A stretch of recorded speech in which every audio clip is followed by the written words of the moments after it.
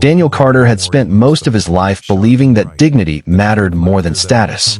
It was a lesson his late father taught him long before Daniel became a doctor, a father, or the quiet owner of one of the largest healthcare organizations in the state. No honest work is beneath you, his father used to say. Character is revealed by how you treat people who can do nothing for you. Daniel never forgot those words, especially after losing his wife 5 years earlier. Raising his 8-year-old daughter, Lily, alone had changed his perspective on almost everything. Titles mattered less. Time mattered more. Kindness mattered most.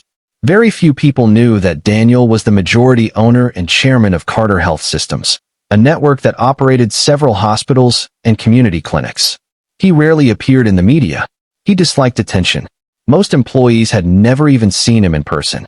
Instead of working from a large executive office every day, Daniel often visited hospitals quietly to understand how patients and staff were truly being treated. Sometimes he introduced himself. Sometimes he didn't. On a rainy Saturday afternoon, Daniel attended a fundraising gala hosted at Riverside Medical Center. The event honored donors who had contributed to a new pediatric wing. Lily had spent the weekend with her grandparents, giving Daniel a rare free evening.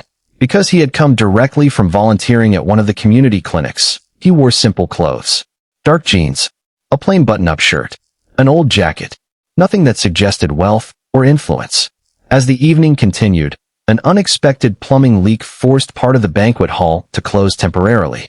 Water spread across the polished floor near one of the entrances. Hospital staff rushed to find maintenance workers. Daniel noticed an elderly janitor struggling to move a heavy cleaning cart.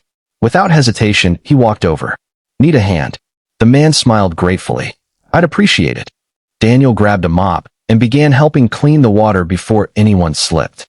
Across the room stood Victoria Lawson, CEO of a major medical technology company and one of the hospital's largest donors.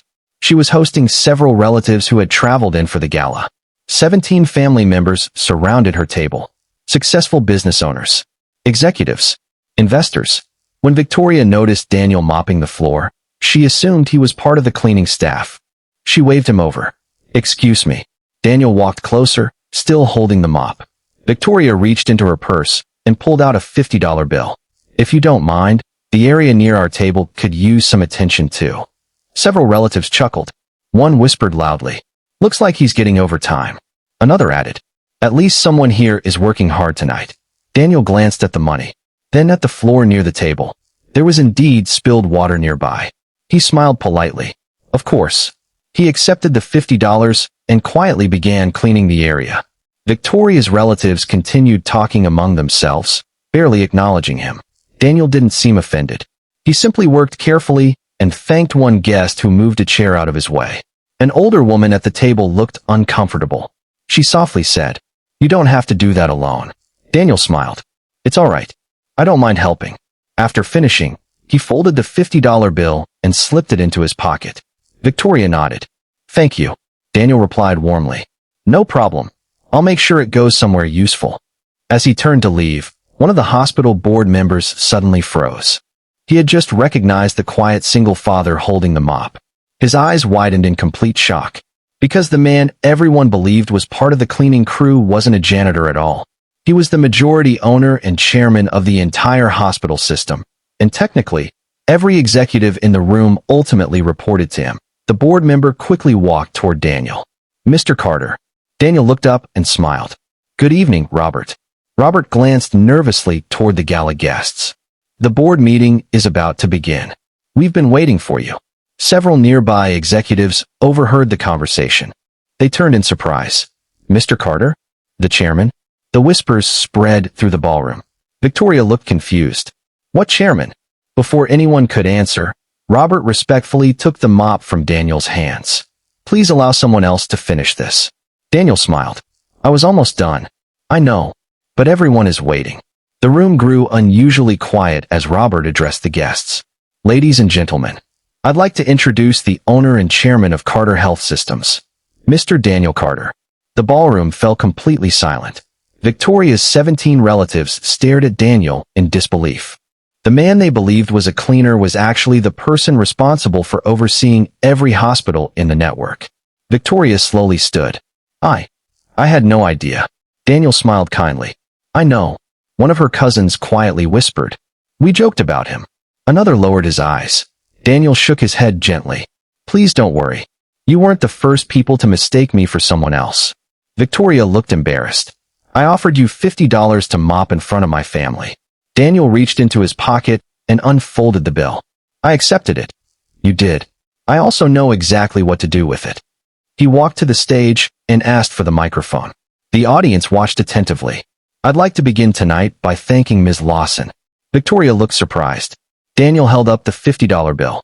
This donation will become the very first contribution to a new employee emergency assistance fund.